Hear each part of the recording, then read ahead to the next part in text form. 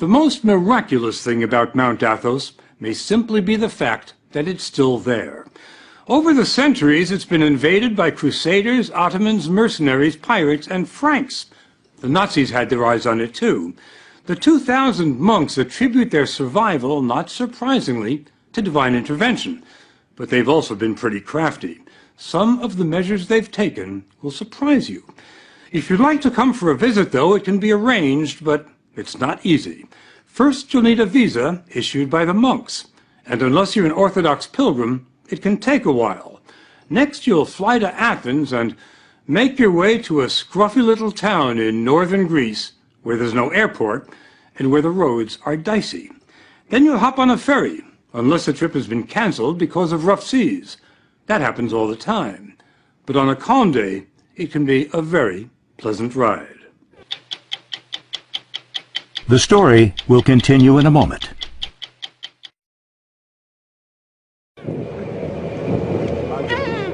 The monks will tell you it takes years of prayer and soul-searching before they're ready to leave the world for Mount Athos. For the likes of us, though, it takes little more than an hour. It was the beginning of Lent when we took these pictures, and the ferry was packed with pilgrims from all over the Orthodox Christian world. Greeks, Bulgarians, Serbs, Romanians, Russians.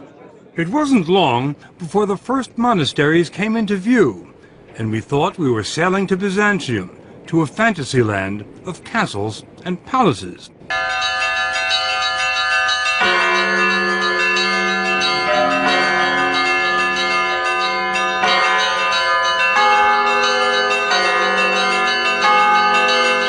We were headed for Vatopedi, one of the oldest and largest monasteries on Mount Athos. It had the feel of a medieval city. Holiness seemed to seep from the very stones, from the frescoes on the 10th century church, from the marble font for holy water. But then there was the monastery's secular-looking centerpiece. There's nothing remarkable about the clock tower at the Vatopedi Monastery, except for one thing. Check out the time. It's just about 8:30. Now, my watch reads 2:30. That's a 6-hour difference, and there's nothing wrong with their clock or with my watch. It's because the monks on Mount Athos keep Byzantine time. The day starts at sunset, not at midnight. The monks measured time this way during the days of the Byzantine Empire. That's the Christian empire that followed the fall of Rome, and that's the flag they still fly here. How long ago did the Byzantine Empire fall? 1453. 1453. That's a well-known fact. Well, it wasn't to us, but to Father Serapion, 1453 is the day before yesterday. This peninsula is the only place in the world that still keeps Byzantine time. It has maintained this time for some 550 years. It was harvest time when we arrived, and dozens of monks were hard at work in the olive groves on the hills overlooking the monastery. That's where we ran into Father Nicandros from Melbourne, Australia. This place looks like a summer resort, like a holiday resort, like a retreat, but it's not. It's an arena. It's an arena? Yes. What do you mean? The unseen warfare. Unseen warfare? That's right. What does that mean? You fight against the angels of the dark side, you see, of the demon, of the devil, Satan. The battle against Satan and the dark side is waged here every day. The spiritual leader at Vatopedi is Abbot Ephrem. Here, the life of Christ is experienced in a genuine way, and this doesn't happen in many other places in the world. What I'm talking about is the art of salvation. It just so happened that while we were there, the monks celebrated an elaborate 7-hour vigil, and the church was packed with pilgrims. It's held once a year to honor the archangels Gabriel and Michael. According to the Bible, Gabriel and Michael led the army of angels that expelled Satan from heaven.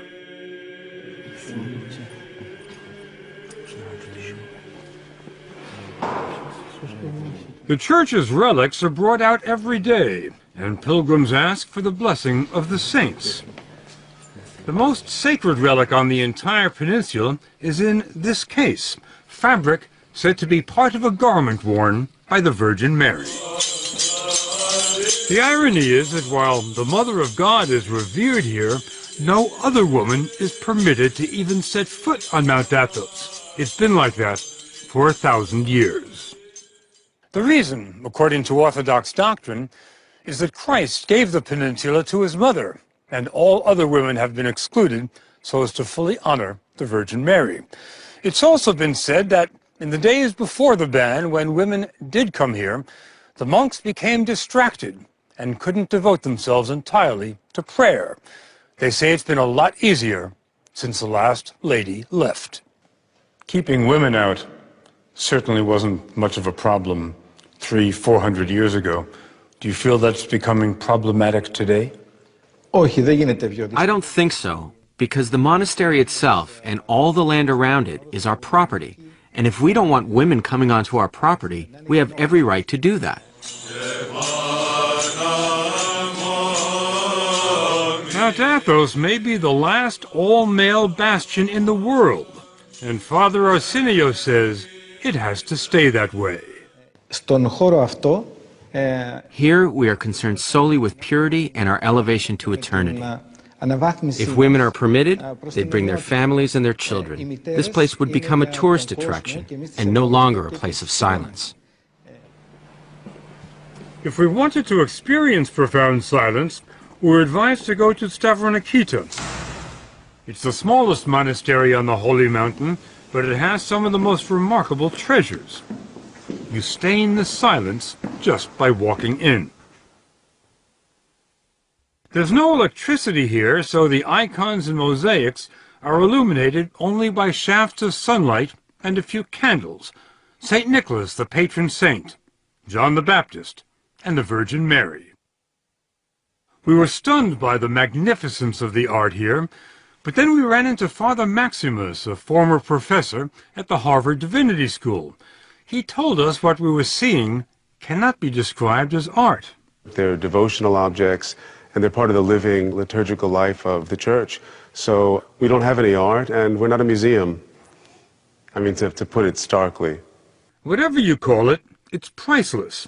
That's why the monasteries have been invaded and plundered so many times over the centuries. The monks' most recent brush with history happened only 70 years ago. The Nazis were coming their way. In the spring of 1941, the Germans invaded and occupied Greece. They marched up the Acropolis, raised the swastika beside the Parthenon, and were about to invade. The monks asked for a meeting with Nazi officers who advised them to appeal to Hitler himself. And the monks wrote a letter to Hitler. A letter was written, and in the letter the monks identified themselves. They said, "This is who we are." And they asked Hitler to place the Holy Mountain under his personal protection. What kind of response did you get? Well, it seems that Hitler liked the idea and accepted the invitation to become the personal protector of the Holy Mountain. Well, let me just get that straight. Hitler, the personal protector of the Holy Mountain. That's right. That's right. Hitler did send a team of German academics to Mount Athos. They took 1,800 pictures of the mountain's treasures, and it wasn't because they enjoyed photography. Hitler wanted the monastery's riches in Berlin. The professors were sent as an advance team to catalog the treasures of the Holy Mountains so that a selection of things could be made to be removed. Didn't happen, did it? No, it didn't. Not a single thing was taken. Father Maximus believes they have the Russians to thank for that by the time the Nazi scholars completed their work, Hitler was bogged down in Russia and wasn't thinking about icons. That Nazi period has been largely forgotten here. To the monks, it was just one more blip on the road, and a small one at that. Today, Vatopedi is the most popular destination on the mountain. It hosts 35,000 pilgrims a year and offers more than spiritual sustenance. The monks have their own fishing boats and the catch is pretty good. The fish are served fresher than in any Greek restaurant. The refectory dates from the 12th century, and since the 12th century, the food here has been free. Vatopedi has been supported by rich benefactors, emperors, princes, kings, and today, partially by pilgrims with deep pockets, who commission icons in the making. But the ancient treasures? Not a chance. They can't even see them. They're under lock and key. It's not a new security system, but it works. Normally, it takes more than one monk to unlock the door, because no one monk is allowed to have all 4 keys at the same time. It's sort of a medieval version of the nuclear launch control. Do you keep those keys in your pocket, Father? Try not to. Father Matthew from Fond du Lac, Wisconsin, was given the abbot's blessing to let us into the inner sanctum. Once inside, there was still another hidden door. Behind the curtain. We walked into the world of Byzantium. It was hard to imagine that everything here was at least 600 years old, because the brilliance had not faded. There are almost 4,000 icons stored in this monastery alone. Oh, wow. The highlight? A 14th century icon of Christ. Every monk will tell you the sole purpose of life on Mount Athos is to get closer to Christ every day. And they say total union with Christ is only possible when they leave this world. Πρώτο πράγμα που κάνει ένας μοναχός είναι να αγαπήσει το θάνατο. The first thing a monk does is embrace and love death. Embrace and love death. Γιατί ο θάνατος... Because death is the ticket to the other life. Without a ticket, you can't travel. Where do you get the ticket? Εδώ στη ζωή αυτή. In this life, that's what we do each day. We prepare for death. Για το ταξίδι μας προς τον ουρανό. And we are joyful about our journey to heaven.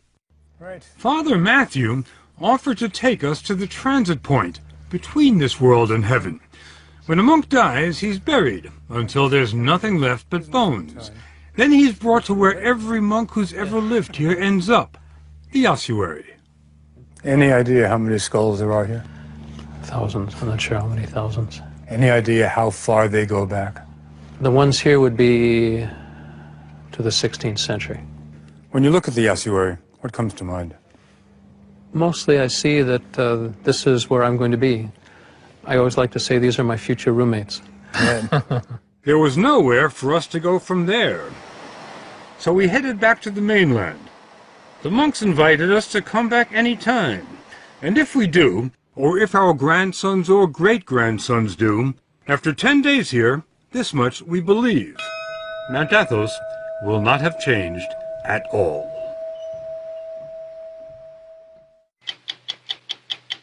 Go to 60minutesovertime.com to see the challenges of scaling and shooting a story on Mount Athos.